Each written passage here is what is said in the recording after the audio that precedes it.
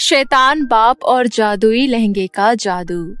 एक समय की बात है, मुस्कान अपनी माँ सरस्वती और पिता राकेश के साथ रहा करती थी।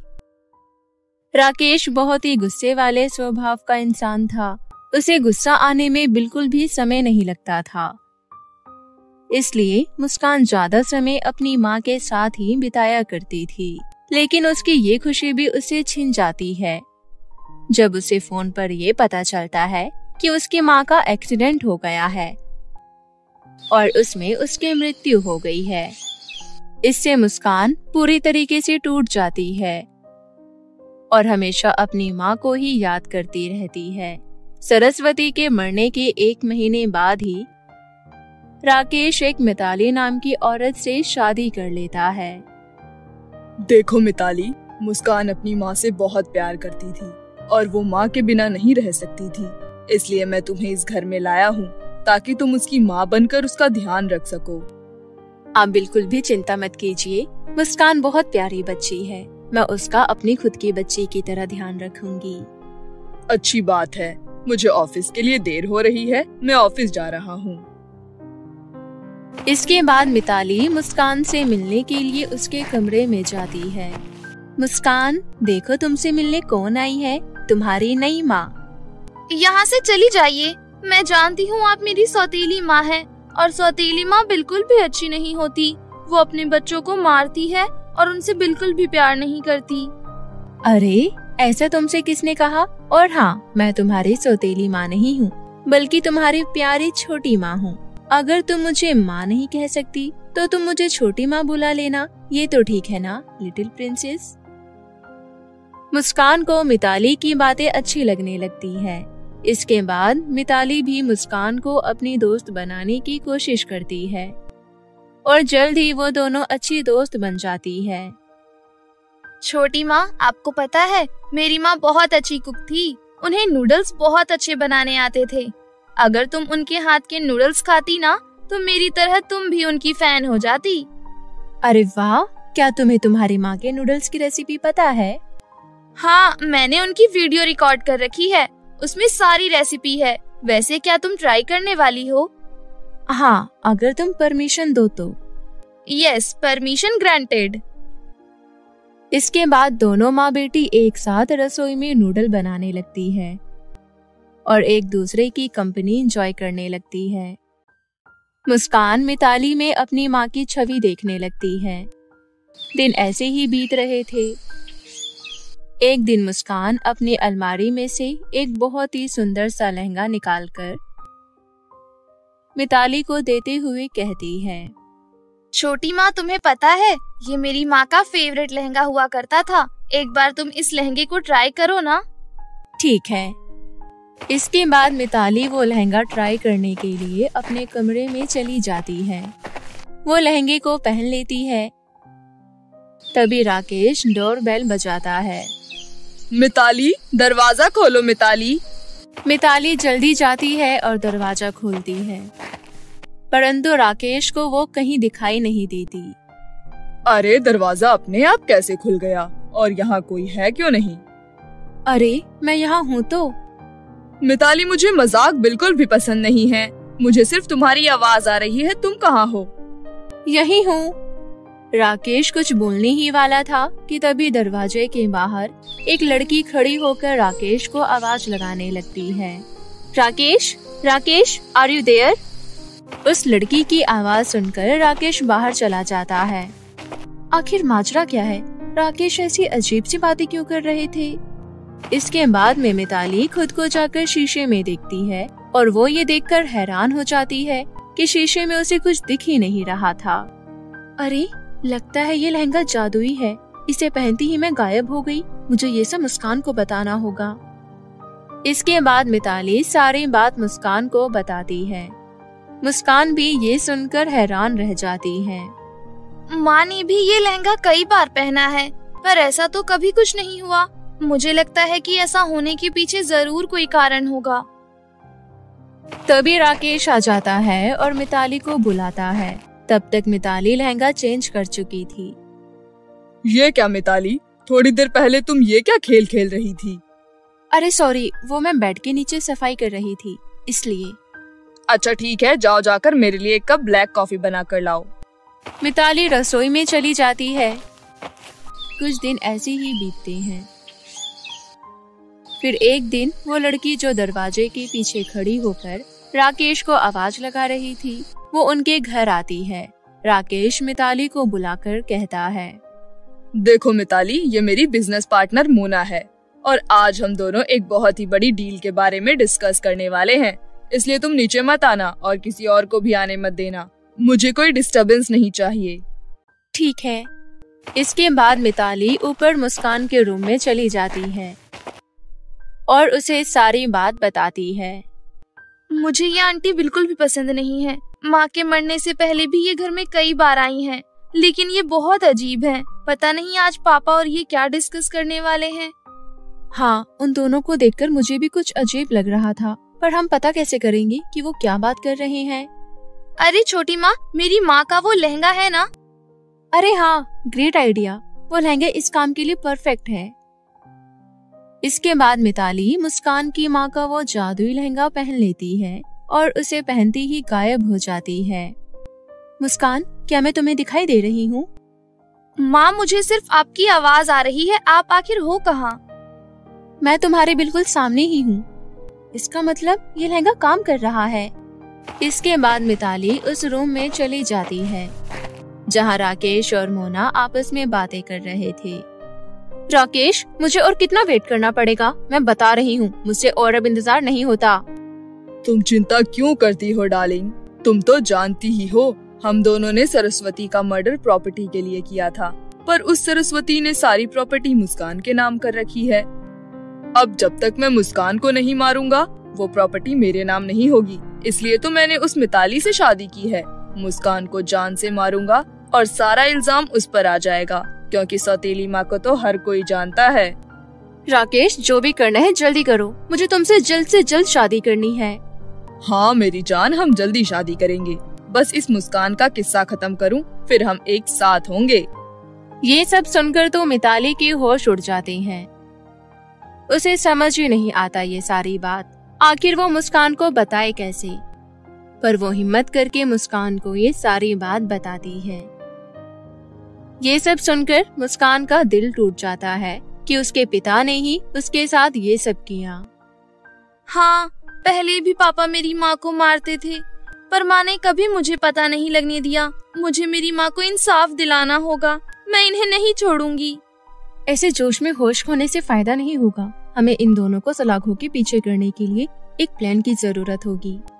कैसा प्लान छोटी माँ? मेरी बात सुनो। हम दोनों पुलिस स्टेशन चलते हैं और वहाँ जाकर तुम पुलिस को कहना कि तुमने अपनी माँ का मर्डर होते हुए देखा है। इसके बाद मुस्कान और मिताली पुलिस स्टेशन जाते हैं और मिताली के कहे अनुसार मुस्कान पुलिस को बताती है कि उसने अपनी माँ का मर्डर अपनी आंखों के सामने होते हुए देखा है और उनका मर्डर उसके पिता और उसकी बिजनेस पार्टनर मोना ने ही किया है। जिसके बाद पुलिस बिना देर लगाए राकेश के घर पर आ जाती है और राकेश और मोना को गिरफ्तार करने लगती है। आप लोग हमें गिरफ्तार क्यों कर रहे हैं? हमने क्या किया है? आपने अपनी पहली पत्नी सरस्वती जी का खून किया है और उनका खून करते हुए आपको आपकी बेटी ने देख लिया था। अरे ये झूठ बोल रही है, ऐसा हो ही नहीं सकता। जब मैंने ट्रक से सरस्वती की गाड़ी को टक्कर मारी थी तब तो ये घर पर थी, तो ये सब कैसे देख सकती है? देख ले इंस्पेक्टर साहब, आपने इन्होंने खुद ही अपना गुनाह कबूल कर लिया। इन लोगों को ले जाइए और कड़ी से कड़ी सजा दीजिए। राकेश अपने जाल में खुद फंस जाता है। इसके बाद पुलिस राकेश और मोना को गिरफ्तार कर लेती है और उन्हें उनकी किए की सजा देती है। यहाँ मुस्कान अपनी छोटी माँ का धन्यवाद करती है और अपनी छोटी माँ के साथ हंसी खुशी रहने लगती है। अत्याचारी सास। श्यामपुर नामक गांव में कमला और शिल्पी रहती थी। ऐसे तो दोनों सास बहू थी, लेकिन कमला को शिल्पी बिल्कुल पसंद नहीं थी। कमला चाहती थी उसके बेटे अनिल की शादी उसके बचपन की सहेली संध्या की बेटी से हो, लेकिन अनिल शिल्पा से शादी कर उसे घर ले आया था। कमला शिल्पी को खरी खोटी सुनाने का एक भी मौका नहीं छोड़ती। अरे शिल्पी, आज चाय मिलेगी कि नहीं? मम्मी जी, मैंने आपकी चाय बनाकर आपके टेबल पर रख दी है। क्या मैं वो ठंडी ठंडी चाय पीऊंगी? एक काम में मन नहीं लगता है तेरा? जा दूसरी चाय बना कर ला। ठीक है मम्मी जी। जैसे ही शिल्पी फिर से चाय बनाकर कमला को देती है, कमला उसे दूसरा काम पकड़ा देती है। मम्मी जी, आपकी गरम चाय। हाँ ठीक है, जा मेरे लिए नहाने का पानी गरम कर दे। शिल्पा बाल्टी में गर्म पानी करके कमला को देती है। मम्मी जी, आपका गर्म पानी। तो क्या ये सर पर रखेगी मेरे? जाकर बाथरूम में रख दे और मेरे लिए पूजा का फूल ला दे। शिल्पी जब तक बगीचे से फूल लेकर आती है, तब तक कमला नहाकर तैयार हो जाती है। जाकर जल्दी से खाना लगा दे, मैं तुरंत पूजा करके आती हूँ। ठीक है मम्मी जी। पूजा करके कमला शिल्पी को आवाज लगाती है। खाना बना कि नहीं? खाना बना नहीं कि लग गई फोन पर? नहीं मम्मी जी, मैं सुबह से घर के काम कर रही हूँ। बस थोड़ी देर में खाना तैयार हो जाएगा। कोई काम तो होता नहीं है तुझसे, जवान चलाना आता है बस। शिल्पी जो सुबह से घर के काम कर रही थी, एक गिलास पानी पीने की भी उसे फुर्सत नहीं मिली। ऊपर से ऐसे उल्टे सीधे सवाल उनके दिल को ठेस पहुंचा रहे थे, लेकिन उसने कुछ नहीं कहा। एक दिन कमला की कुछ सहेलियां उसके घर आती है। कमला सभी के सामने शिल्पी की खूब बुराई करती है। कमला, तेरी बहू तो घर के सारे काम अच्छे से कर लेती है। पता नहीं इस जादूगरनी ने क्या जादू कर दिया है मेरे भोले भाले बेटे पर, जो इसे अपनी पत्नी बना कर ले आया। हमारे तो भाग्य फूट गए। अरे कम से कम तेरी बहू तेरी सेवा तो करती है। एक मेरी बहू है, दिन भर लाली लिपस्टिक लगाकर घूमती रहती है। क्या कहे, जिसके भाग्य में जो होता है वही मिलता है। अब हमें ही देख लो, शिल्पी को बहू बनाकर पछता रहे हैं। शिल्पी ये सब रसोई से सुन रही थी। शिल्पी कमला को अपनी माँ समान मानती थी, उसकी बहुत इज्जत करती थी, लेकिन कमला के मुंह से उसके लिए ऐसे शब्द शिल्पी के दिल में कील की तरह लग रहे थे। शिल्पी रोते हुए मंदिर चली जाती है। हे देवी माँ, मेरी माँ को बचपन में ही मुझसे छीन लिया आपने, लेकिन अनिल की माँ के रूप में मुझे दूसरी माँ मिली। मेरी सेवा में क्या कमी रह गई कि आज तक सासू माँ मुझे अपना नहीं पाई। तभी वहाँ पंडिताइन आ जाती है। बेटी, मैं तुम्हारी बातें सुन रही थी। ये लो जादुई भस्म, तुम इसे अपने सासू माँ की चाय में मिलाकर पिला देना। उससे क्या होगा? तुम्हारी सासू माँ की आंखों पर काली पट्टी बंधी है, इससे वो तुम्हारी अच्छाई देख पाएगी और तुम्हें अपना लेगी। ठीक है, आपने जैसा कहा मैं बिल्कुल वैसा ही करूँगी। शिल्पी वो भस्म लेकर चली जाती है और पंडिताइन के कहे अनुसार उसे सासू माँ की चाय में मिलाकर उन्हें पिला देती है। चाय पीती ही कमला की आंख अपने आप खुलने और बंद होने लगती है। उसे शिल्पी में अपनी सास नजर आने लगती है। सासू माँ, अब वापस आ गए? आप कैसी है? कहाँ से आए? क्यों आई? कमला अपनी सास से बहुत ज्यादा डरती थी। उसकी सास उसे बहुत ज्यादा काम करवाती थी और अपनी सेवा भी करवाती थी। चुप कर कमला की बच्ची, एक काम तो तुझसे ठीक से नहीं होता था। मैं तुम्हारे साथ कठोर इसलिए थी ताकि तुम्हें मैं काम सिखा सकूं। नहीं नहीं सासू माँ, मैं तो बस। मैं क्या कर रही है? तुझे जब ब्याह कर लाए थे तो रोटी तक नहीं बनानी आती थी। अगर मैं उस वक्त तुम्हें नहीं डांटती तो तुम कुछ नहीं सीख पाती। लेकिन सासू माँ, शिल्पी जैसी प्यारी बच्ची कितनी सेवा करती है, तुम उसे दिन भर ताना मारती रहती हो। इसलिए तुझे अच्छी सास बनने के लिए गुण सिखाने में वापस आ गई हूँ। नहीं नहीं सासू माँ, मैं समझ गई। आज के बाद मैं कभी भी शिल्पी को परेशान नहीं करूँगी, उसे अपनी बेटी की तरह प्यार करूँगी। कमला की सास कमला की पीठ पर हाथ फेरकर शाबाशी देने लगी। कमला को शाबाशी भी मार जैसी लग रही थी। कमला चाहती थी कि उसके साथ जल्द से जल्द वापस चली जाए। उसने जैसे ही अपनी आंखें खोली, देखा सामने शिल्पी खड़ी है। सासू माँ चली गई? क्या बोल रही हो सासू माँ? कमला शिल्पी को गले लगाते हुए कहती है, बेटी शिल्पी, आज से हम दोनों मिलकर घर के सारे काम करेंगे। तुम मेरी बेटी जैसी हो, मैं तुझे कभी भी परेशान नहीं करूंगी। मम्मी जी, मैं आपको कोई तकलीफ नहीं होने दूंगी और आपकी पूरी सेवा करूंगी। कमला और शिल्पी प्यार से रहने लगी। शिल्पी को कमला के रूप में अपनी माँ वापस मिल गई और कमला को शिल्पी जैसी प्यारी बेटी। काली राजकुमारी की जादुई ड्रेस। महाराज, राजा उदय सिंह के यहाँ से पत्र आया है। क्या लिखा है इसमें? महाराज, इस पत्र में लिखा है कि महाराज उदय सिंह पिता बन चुके हैं। उन्हें एक बहुत ही प्यारी सी बेटी हुई है और राजा महल में राजकुमारी के आने के उपलक्ष्य में राजा उदय सिंह सभी राजाओं, जिसमें से एक आप भी हैं, को एक बहुत ही बड़े समारोह में आमंत्रित कर रहे हैं। ये सुनकर राजा वीर थोड़े से उदास हो जाते हैं। राजा वीर बिलासपुर नाम के एक राज्य में राज किया करते थे। उनकी जिंदगी में सब कुछ अच्छा था, केवल एक यही दुख था कि उनकी कोई संतान नहीं थी।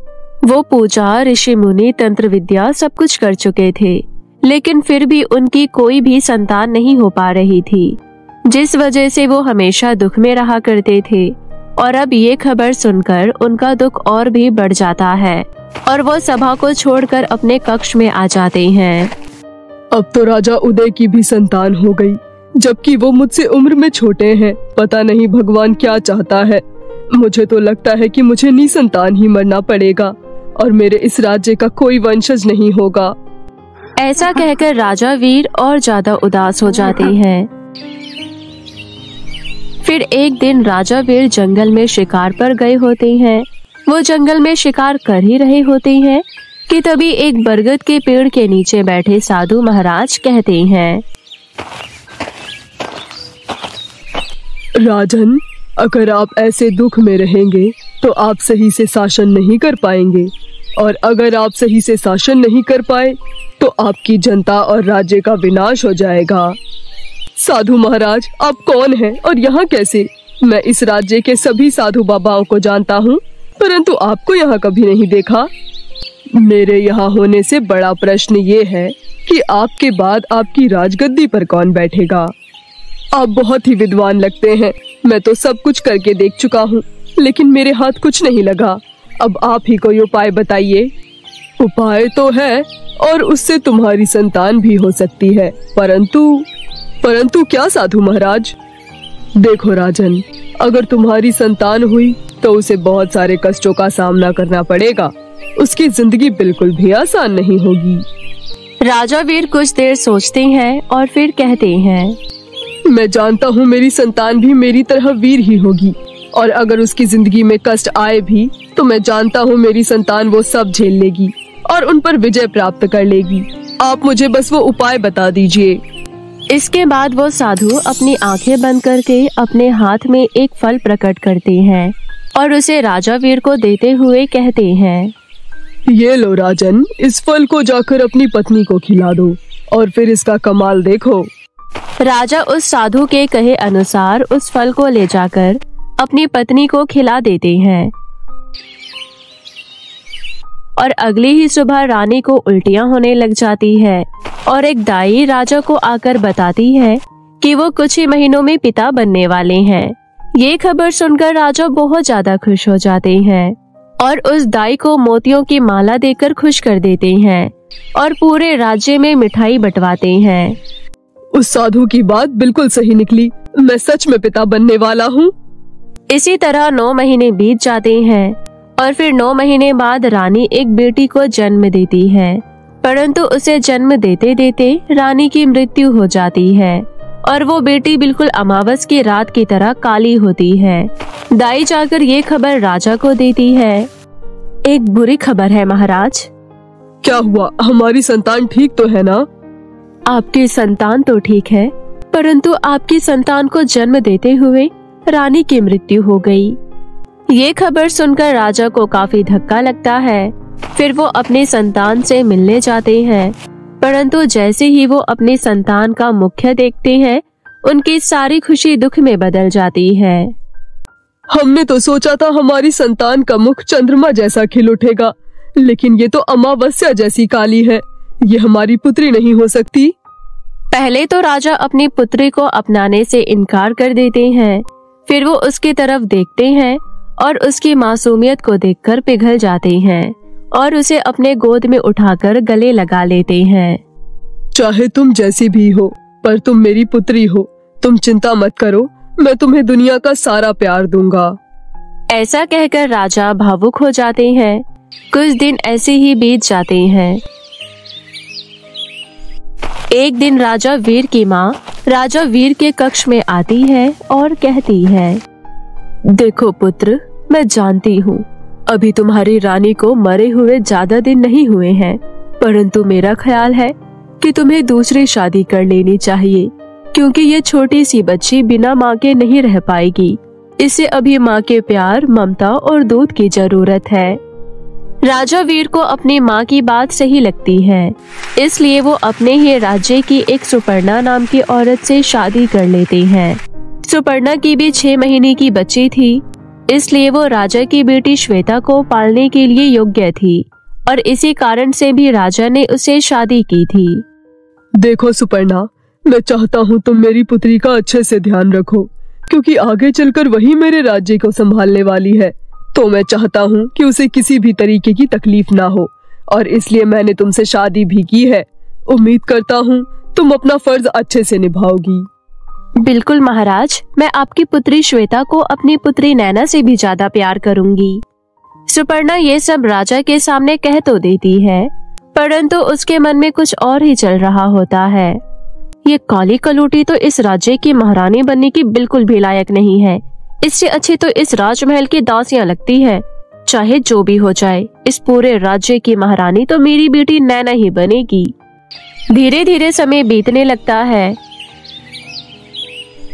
और दोनों राजकुमारियां बड़ी होने लगती हैं।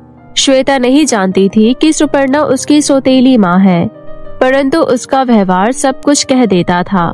सुपर्णा नैना के साथ तो बड़े अच्छे से पेश आती थी, परंतु जब बात श्वेता की आती थी तो वो मुंह फेर लिया करती थी और ये बात कभी श्वेता के समझ नहीं आती थी।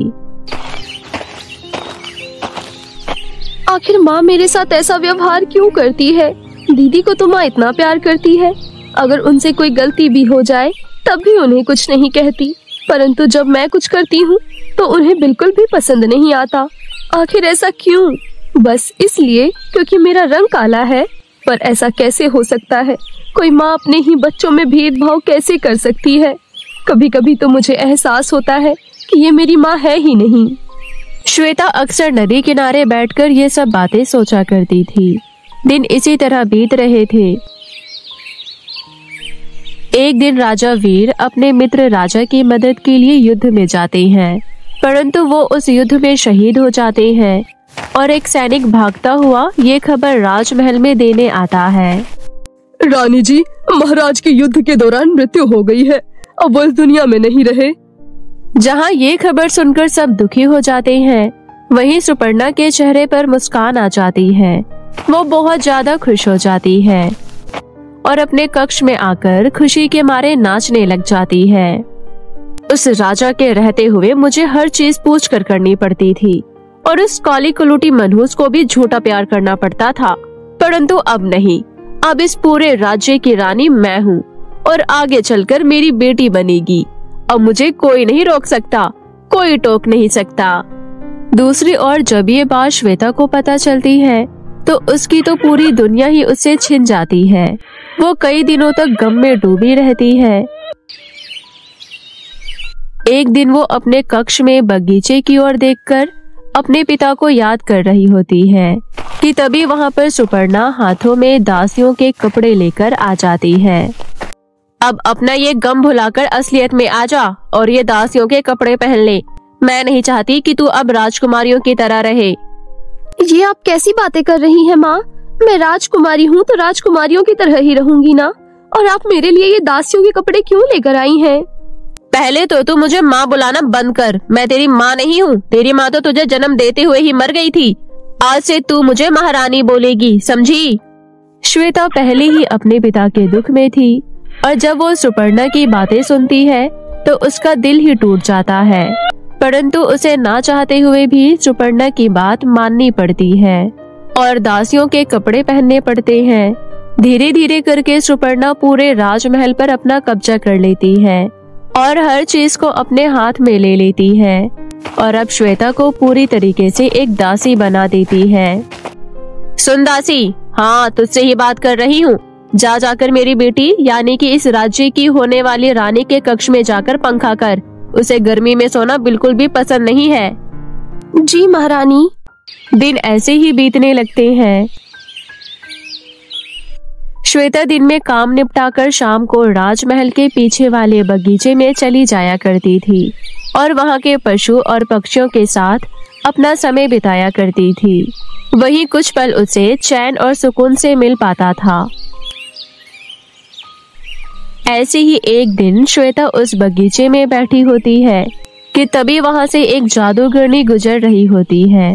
वो श्वेता को देख लेती है और जल्दी से दौड़कर उसके पास आती है। अरे राजकुमारी, आपने ये अपना क्या हाल बना रखा है? आपने ये दासी वाले कपड़े क्यों पहन रखे हैं? आप कौन हैं? मैं एक जादूगरनी हूँ और आपके पिताजी का मुझ पर बहुत बड़ा एहसान है। उन्होंने मेरी बहुत मदद की है और शायद उनकी ही वजह से मैं आज जिंदा हूँ।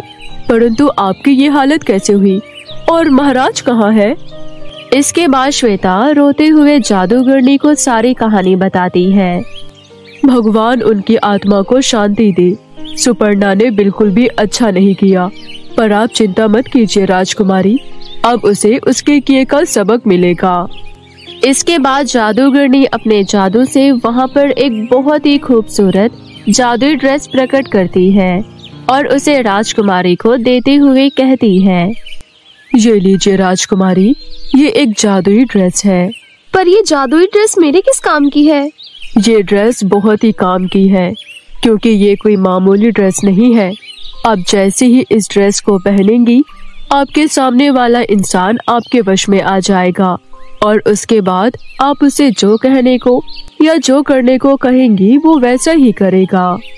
मैं समझ गई, मुझे इसका इस्तेमाल कैसे और कब करना है। इसके बाद श्वेता जादूगरनी से वो जादुई ड्रेस लेकर राजमहल वापस आ जाती है। वो उसे पहन लेती है और उसे पहनकर सुपर्णा के कमरे में जाती है और सुपर्णा को अपने वश में कर लेती है। तुमने मुझे और इस पूरे राज्य को बहुत धोखा दिया है, लोगों को भलाई दिखाकर उन्हें लूटा है। अब तुम जाकर पूरे राज्य के सामने अपनी और अपनी बेटी की सच्चाई बताओगी। क्योंकि सुपर्णा श्वेता के वश में थी, इसलिए वो ऐसा ही करती है। वो पूरी सभा को बुलाती है, जिसमें वो जनता को भी बुलाती है और वहाँ वो अपनी सारी सच्चाई बताती है, जिसे सुनने के बाद जनता बहुत ज्यादा आक्रोश में आ जाती है। परंतु श्वेता उन्हें शांत करवाती है। मैं जानती हूँ आप लोगों के साथ बहुत गलत हुआ है, परंतु आप चिंता मत कीजिए। इस राज्य की राजकुमारी होने के नाते मैं ये हुक्म देती हूँ कि सुपर्णा और सुपर्णा की दुष्ट कामों में शामिल उसकी बेटी को आजीवन कारावास दिया जाए, ताकि उन्हें उनके किए की सजा मिल सके। राजकुमारी का ये हुक्म सुनकर राज्य की जनता बहुत खुश हो जाती है। इसके बाद सुपर्णा और उसकी बेटी को आजीवन कारावास में बंद कर दिया जाता है और उस दिन के बाद से श्वेता ही रानी के पद पर विराजमान हो जाती है और उस राज्य को अपने पिता के आदर्शों के साथ चलाने लगती है।